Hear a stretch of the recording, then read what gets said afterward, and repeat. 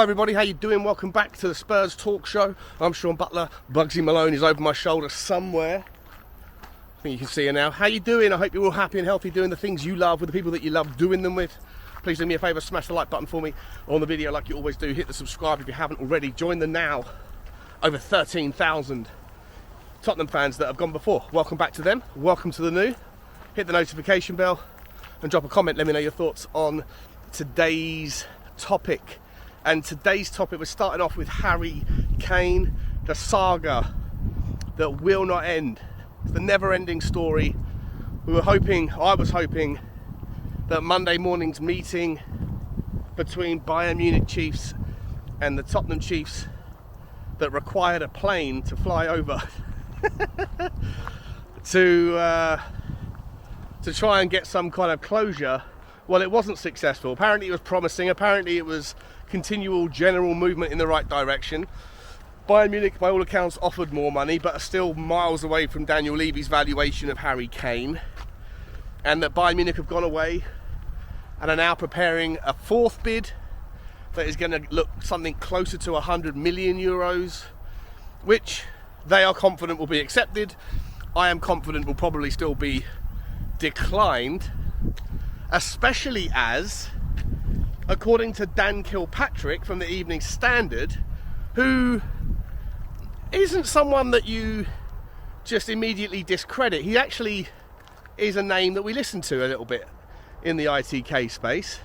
He's come out this afternoon and said that actually Harry Kane has made it clear or intimated that if he isn't out of the club by the first game of the season, which is in less than 2 weeks, about 12 days time. I think it's in 12 days time. On the 12th, yeah, it is, yeah. Then he will stay at Tottenham. He won't leave. If he's playing against Brentford, he'll be staying at Tottenham.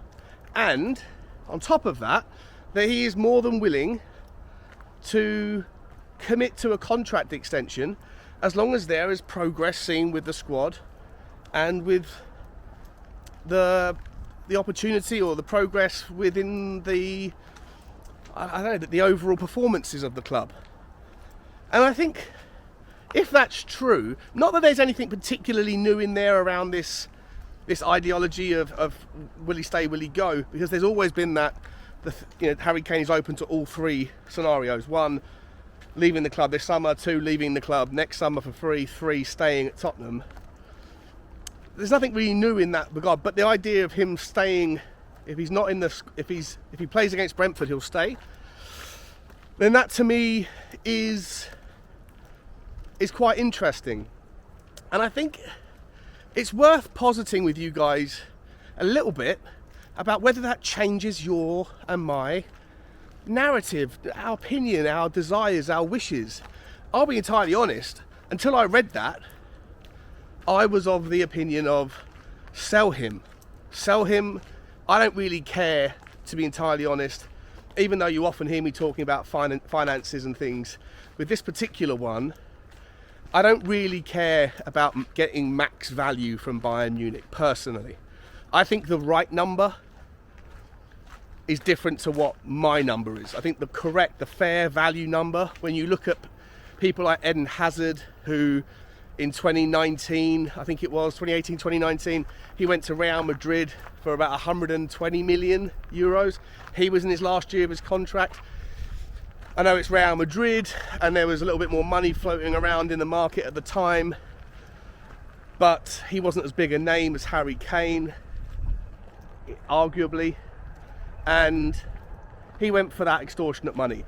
Then you zoom forward to right now, here and now, Rasmus Højlund, a guy who 15 months ago was playing in front of 500 people in away games occasionally in the Denmark League for Copenhagen, who hasn't really set the world alight. Massive talent, and I'm sure will be excellent, and you're paying for the possibility with him. But to pay 75 million for him, it sets various precedents. And I think if you look at like Declan Rice, if you look at Caicedo, there's precedents being set this summer around asset valuations, and I think it's not unreasonable I'd also throw in Mason Mount, of course, who is a player who was, in the last year of his contract. And that, by the way, really helped Chelsea out with FFP, because Mason Mount was a homegrown player. All of that money can get put onto their books, essentially as plus 75 million or whatever the number was, 60 million, because they obviously didn't pay any money for him in the first place. So there's no netting off there. So Chelsea really did themselves a favour getting that value. But I digress. For me, it is, I think, reasonable to assume, when you factor in all of the different criteria of how scarce the market is, demand and supply economics, and the historical precedent plus this season's precedents, I think the right number, the fair number, probably is £100 million with some add-ons on top. So 120 in total, 115 in total. But to me personally, I would let him go, because I think the only way you're going to see that is if it drags all the way out until the end of the window. Or at least I thought that until what I heard about Harry Kane today. But I did see it going all the way to the end of the window. Bayern Munich would go away, bring back another fourth bid of 100 million euros, which apparently they're going to do. That will get rejected. Then they'll come back with 110. On and on it drags. All the while, Tottenham don't get their players that they need in. The whole squad is left in limbo. Do you continue to use Harry Kane in the last couple of precious friendlies that we have, when you're not even sure if we're going to have him? Should we be trying out Sonny in the 9, Richarlison in the 9? Should we be bringing Brian Hill in, Ndombele? All of these considerations are affected by whether Harry Kane is in the team or not, and that is affected by whether or not we get this deal done early or we don't do it at all. So for me, I was happy to kind of take a less than max value approach to this, and if you could get £90 million with a couple of add-ons, or a guaranteed buyback, or a player in exchange, something else to sweeten the deal, I was happy to get it done. And I was hoping it would have been done yesterday, because I want that money in the pockets of the guys. And listen, I know the argument, I see the argument on Twitter a hell of a lot by Tottenham fans who don't want to lose Harry Kane, who say things like, why do people care about getting max value? It's not as if we're going to spend the money correctly anyway. To which I agree. I completely understand where people are coming from with that narrative. We haven't historically done very well with the money that we've got from player sales, but I'd rather have the money to misspend than not have it to misspend at all. And I do think there's largely not a lot of difference really in between, missing out on the 10 million when you factor in the damage of losing the next 2 to 3 weeks. So best case scenario for me, obviously, is Harry Kane stays and signs. Second best case scenario is that we sell him now for a fair price, maybe not max value, and then get to work on Van der Ven or Tapsoba or both, or Tosin or whoever else.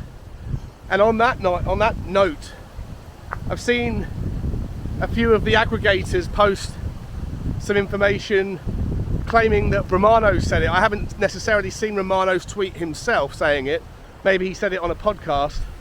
But he said it's a very, very busy month coming up for Tottenham, and that we're still working on both Tapsoba and Van der Ven deals. And of course the Harry Kane saga will continue.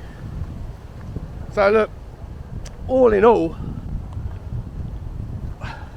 I think a lot of people have given up on Van der Ven and Tapsoba. I never had.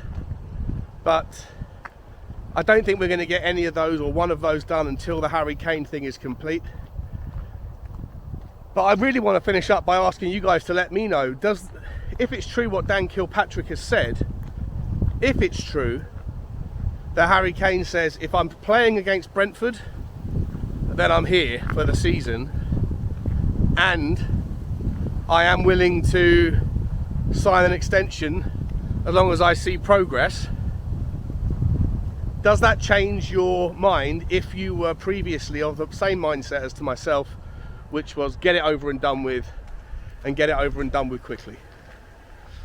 To me personally, I still don't want to get through the window without him having signed, because it will remind me of Christian Eriksen, and I don't trust Charlie Kane or his dad anymore. Not that I ever did, but I think their behaviour is a little bit dishonest, or well, not dishonest, wrong word, but just distrustworthy. I think, you know, I feel like they're doing everything they can to manufacture moves, and this idea of like leaving us on a, like dangling a carrot out there saying I'm still happy to sign but not during the window, I don't think you can take that chance. So I'd personally would still stick with the plan, Batman, of letting Harry Kane go. Personally, I know we're going to struggle to score some of the goals we scored last year with him. I think there is a mechanism in which we can replace the majority, but for me, as long as we don't score significantly fewer goals, I still think we can have a very relatively successful season if we can sort out how to concede far fewer goals. And that starts obviously with the centre backs, and I think ideally as number 6, as you've heard me say a million times. And I don't think we can really go all out from what I've seen so far on getting those holes fixed, unless we probably need to sell Harry Kane. So for me, I am still staying true to my concept right now. If he wants to stay, I'm happy. I do think that it's the best possible squad system to lose Harry Kane to, where it's going to impact you the least, but you're still going to feel it. But for me personally, I think we let him go. Take the 90. Tell Bayern Munich to hurry up. Like, if they're planning on bringing a €100 million bid, you might as well give them a call and say, save yourself the bother. I'm not going to reject it. I'm not even going to consider it unless it's minimum this amount of money. I don't know if that's the sort of things that happen in negotiations. I don't know if Daniel Levy has told them what his real number is. We shall wait and see, guys. But that is the news. Let me know, does Dan Kilpatrick's note change your mind? Or do you still stick to your guns and say whatever you were saying before? Let me know. Like, subscribe and comment. And as always, guys, bye-bye.